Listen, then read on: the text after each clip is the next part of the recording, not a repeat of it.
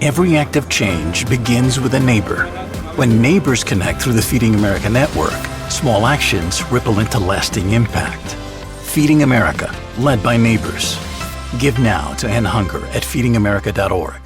¿Puede un Dios infinito ser contenido dentro de un edificio? ¿Es posible que aquel que creó los cielos y la tierra habite en una obra levantada por manos humanas? ¿O el templo es solo un símbolo visible de una realidad mucho más profunda? El capítulo 8 de Primera de Reyes nos sitúa en uno de los momentos más solemnes de la historia de Israel, la dedicación del templo.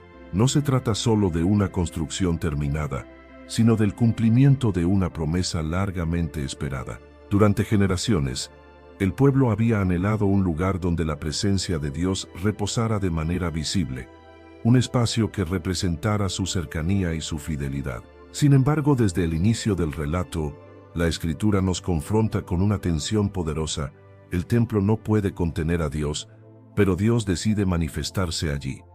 Esta paradoja revela una verdad fundamental sobre su carácter. Dios no está limitado por estructuras humanas, pero se acerca voluntariamente a su pueblo. Salomón, en medio de la celebración, no se presenta con orgullo arquitectónico ni con autosuficiencia espiritual. Al contrario, su oración está marcada por asombro y humildad. Él entiende que, aunque el templo sea majestuoso, Dios sigue siendo infinitamente más grande.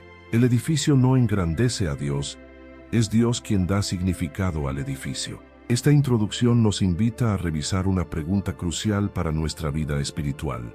¿Hemos reducido la presencia de Dios a lugares, rituales o momentos específicos, o entendemos que el Dios incomparable busca habitar en un corazón rendido más que en un espacio físico? El templo es importante, pero no es el centro. El centro es la presencia de Dios y su deseo de habitar en medio de un pueblo que le honra. Salomón reconoce que Dios no pertenece a un lugar, pero aún así ora para que Dios oiga desde el cielo cuando el pueblo clame hacia ese lugar. Aquí se establece el eje de todo el capítulo. Un Dios que no puede ser contenido pero que escucha. Un Dios trascendente pero cercano. Un Dios incomparable, pero dispuesto a relacionarse. Antes de avanzar, debemos entender esto. El templo no fue construido para que Dios encontrara un lugar donde vivir, sino para que el pueblo recordara quién es Dios y hacia quién debía volver su corazón.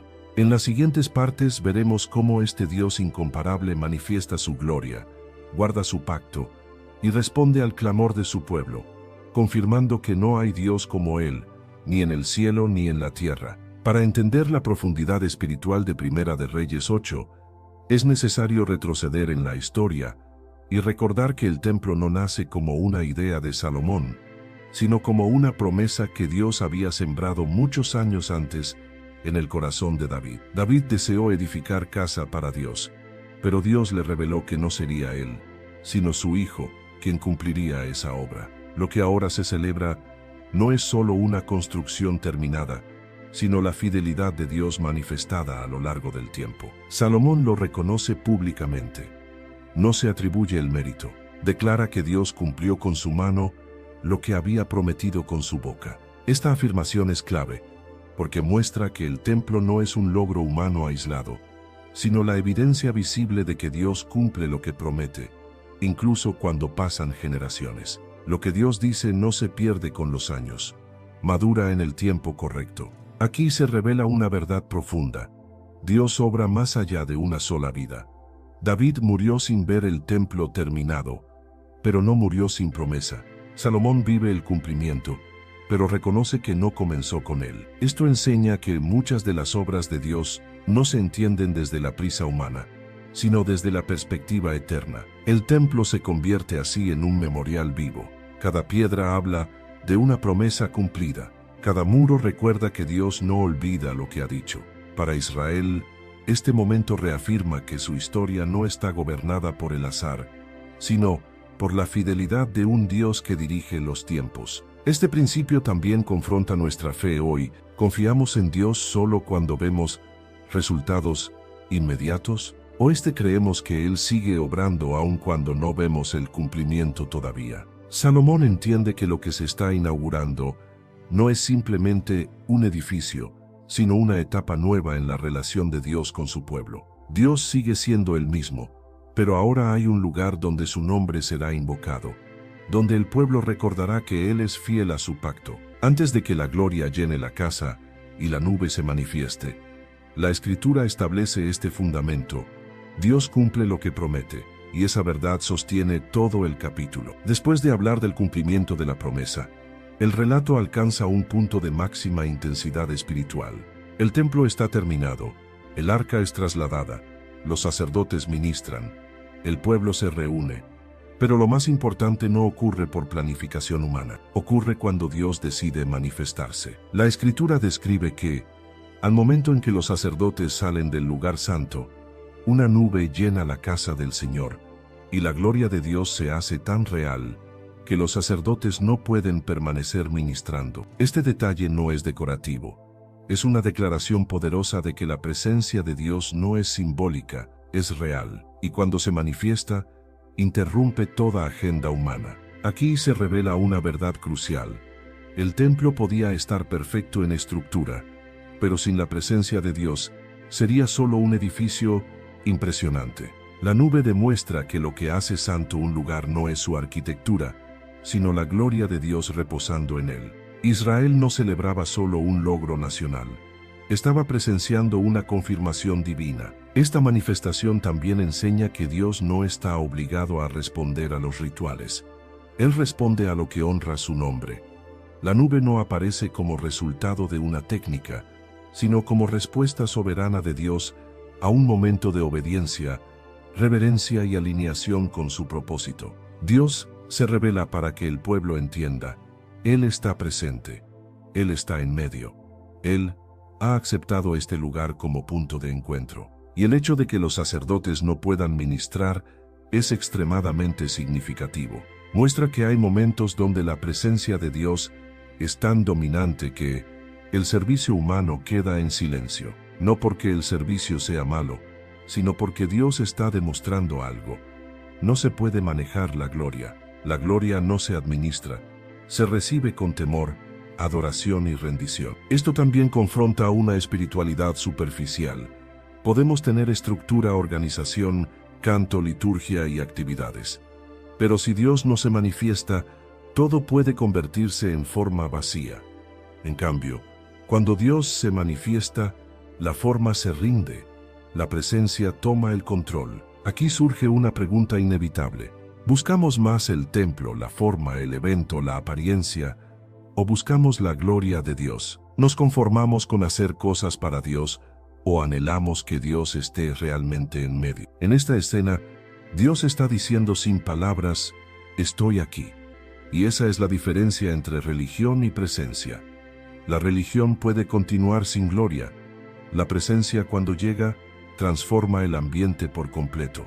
Después de que la gloria llena la casa, podría parecer que el templo se convierte en el lugar definitivo de Dios. Pero Salomón, lejos de caer en triunfalismo, pronuncia una de las declaraciones más profundas de todo el capítulo. Reconoce algo que protege al pueblo de un error peligroso. En Primera de Reyes 8, 27, se narra: pero es verdad que Dios morará sobre la tierra. He aquí que los cielos, y los cielos de los cielos, no te pueden contener, cuanto menos esta casa que yo he edificado. Esta frase es una sacudida espiritual. Salomón celebra la presencia de Dios, pero al mismo tiempo declara que Dios es incontenible. El templo no lo encierra, el edificio no lo reduce.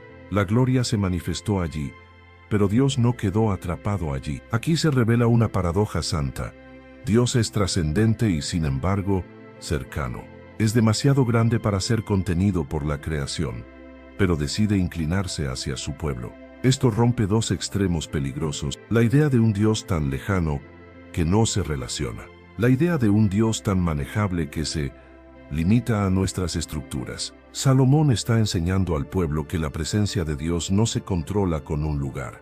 El templo es un punto de encuentro, pero no un límite. Esto es vital, porque el corazón humano tiende a convertir lo santo en objeto, lo espiritual en rutina, lo divino en costumbre. Salomón evita eso al afirmar: Dios es más grande que todo lo que podemos construir. Esta parte del capítulo también coloca al rey en el lugar correcto. Salomón no se engrandece por haber construido una casa. Se humilla porque entiende que lo construido no puede compararse con aquel para quien fue construido. Es el reconocimiento de que toda obra humana. This episode is brought to you by Redfin. You're listening to a podcast, which means you're probably multitasking. Maybe even scrolling home listings on Redfin, saving homes without expecting to get them. But Redfin isn't just built for endless browsing.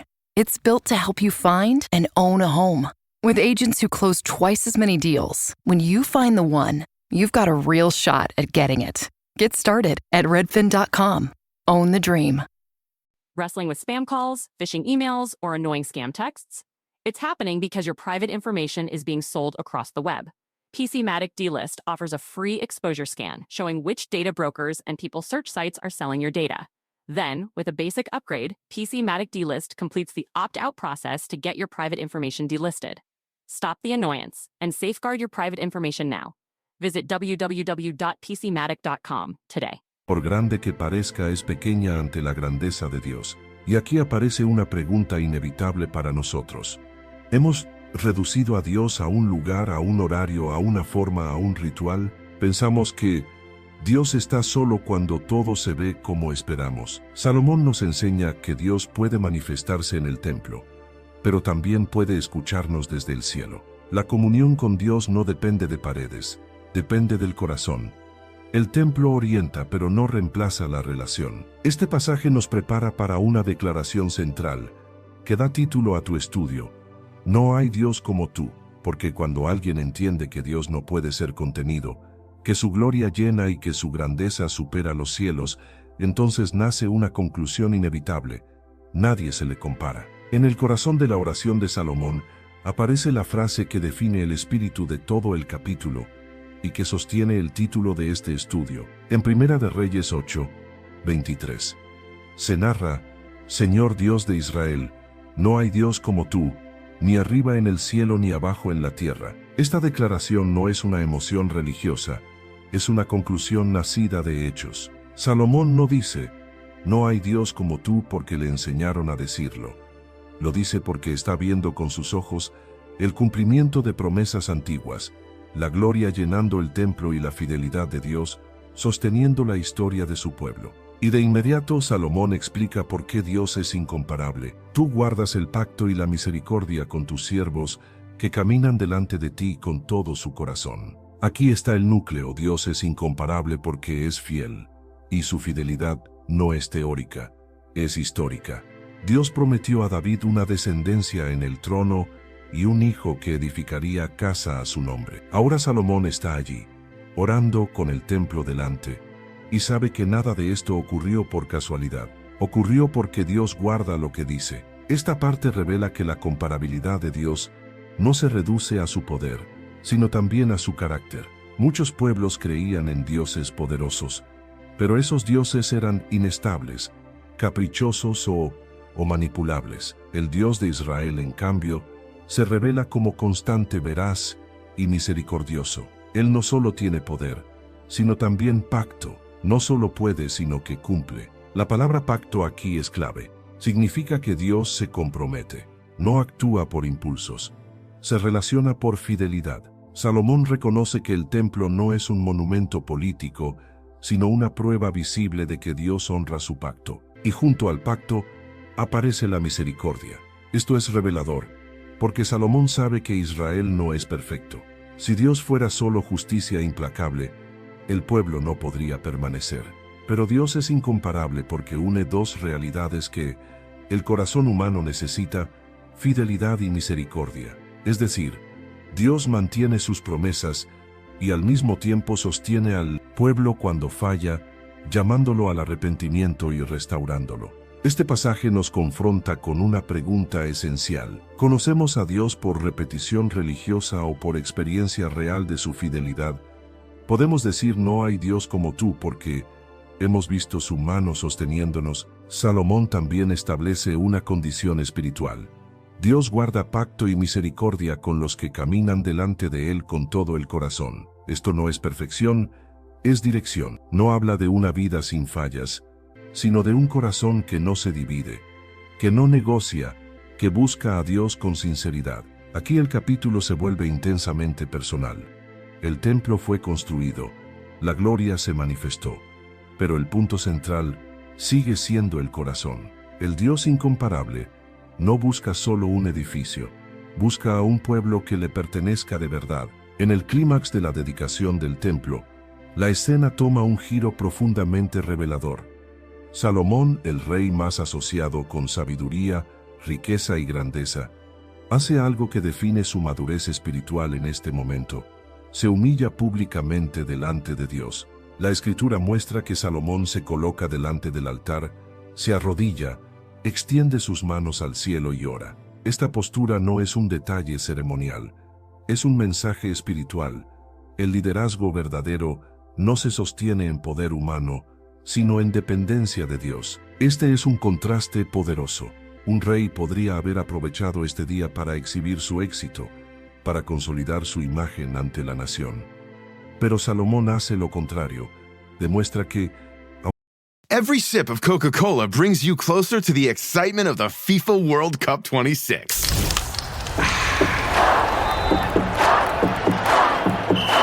Because nothing compares to the joy. So grab a Coke and drink in the FIFA World Cup 26. No purchase necessary. 13 plus in 50 U.S. states and D.C. with a web-enabled device. Ends March 1st with 8 entry periods. Rules at cokeurl.com/soccerrules. TaxAct filing software and live tax experts can help small businesses easily knock out their taxes. Actually, our experts can help you find deductions and credits for any sized business. Itty-bitty businesses, medium-sized, really big, mid-sized, small businesses, companies with 0 employees, and mom-and-pop conglomerates. Yep, our tax experts can help all of them. TaxAct. Let's get them over with. Aunque el templo sea majestuoso, sin Dios no hay futuro. Él sabe que un edificio no garantiza la bendición. La bendición depende de la relación con Dios. Aquí se revela un principio central de un Reyes 8. El templo no fue dedicado principalmente con discursos, sino con una oración que reconoce la fragilidad humana. Salomón ora con una conciencia clara.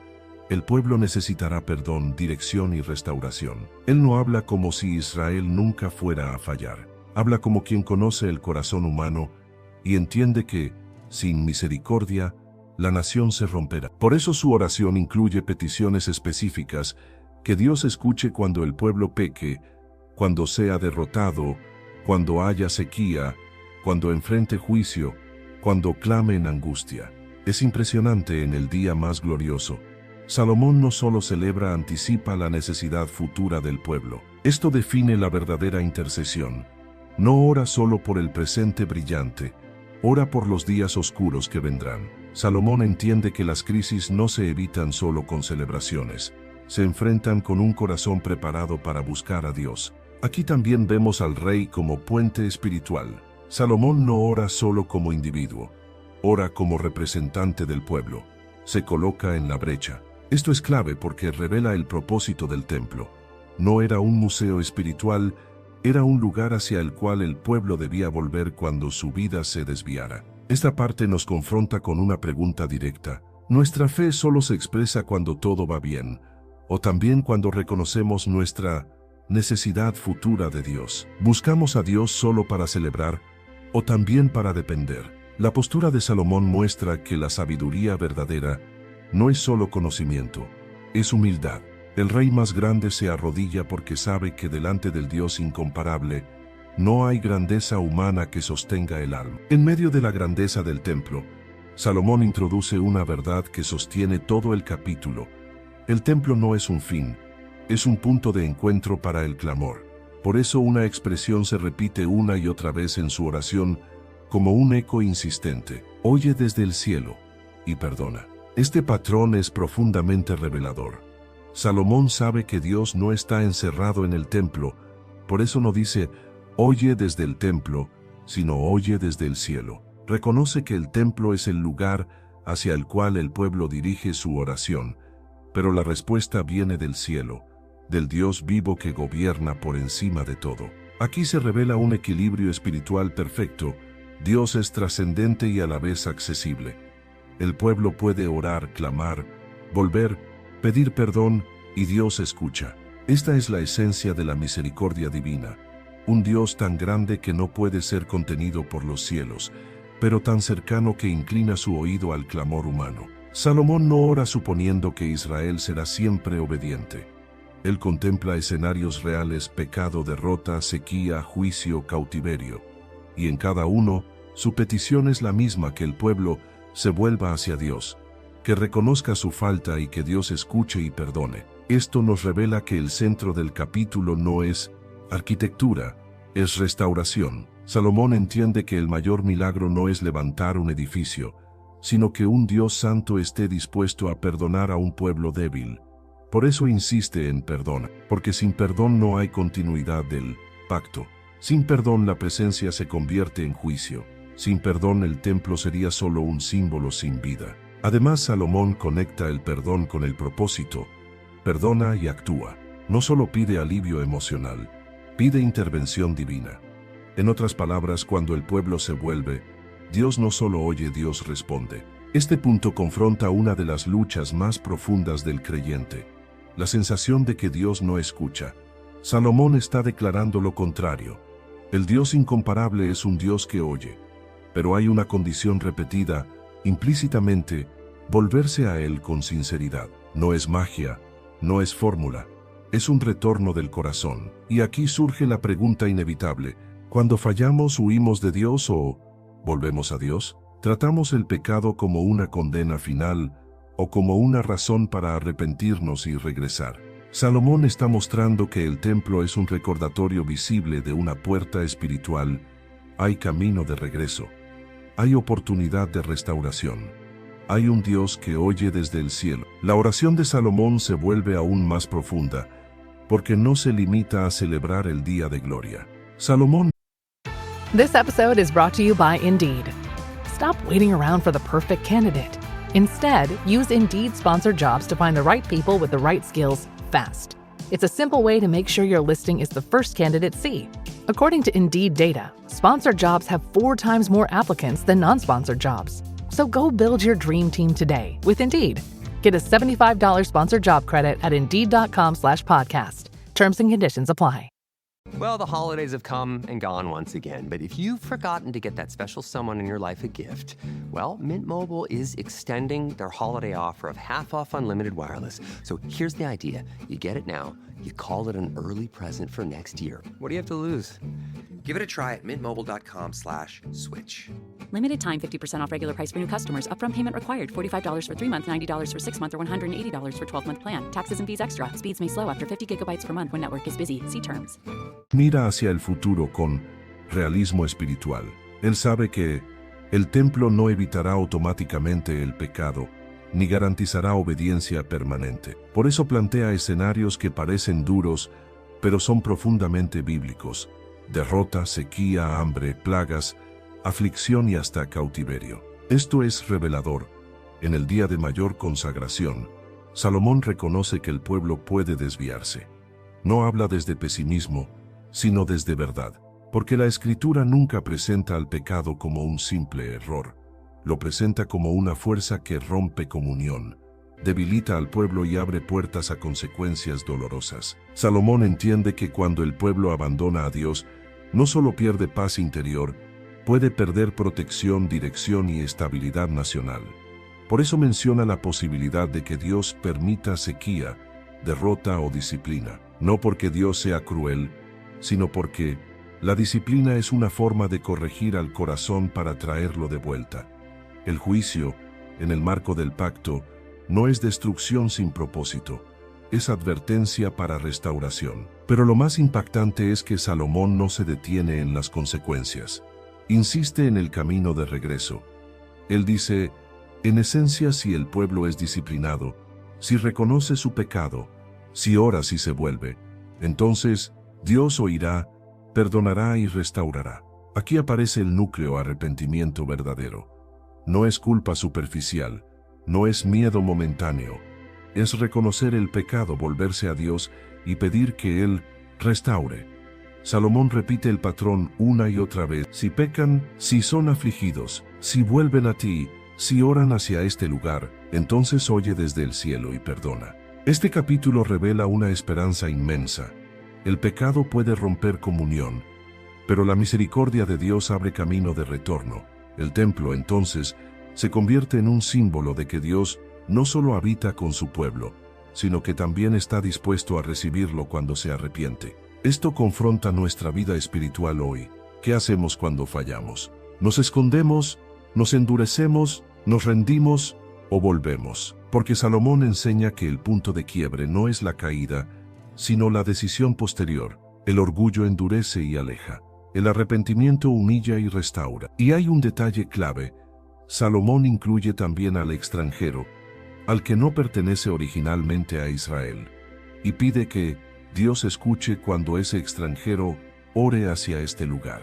Esto muestra que la misericordia de Dios no es pequeña. El Dios incomparable no solo escucha a los suyos, también atrae a los que vienen de lejos y le buscan sinceramente. Después de la manifestación de la gloria, de la oración intercesora y de las peticiones de perdón y restauración, el capítulo muestra una respuesta colectiva.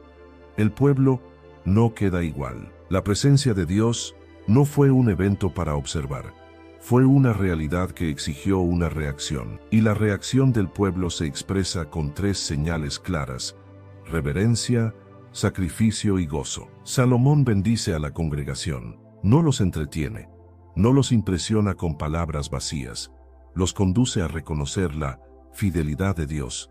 El pueblo entiende que ese día no se trata de Salomón, ni de arquitectura ni de política. Se trata de que Dios ha cumplido su palabra, ha permitido levantar su casa y ha manifestado su gloria. Es como si Israel entero estuviera presenciando una confirmación. Dios está en medio de nosotros. Entonces aparecen los sacrificios. El texto describe ofrendas en gran cantidad. Esto no es exageración ceremonial. Es el lenguaje bíblico de un pueblo que responde con entrega. El sacrificio representa reconocimiento. Dios es santo. Dios es digno, y no se le honra con lo sobrante.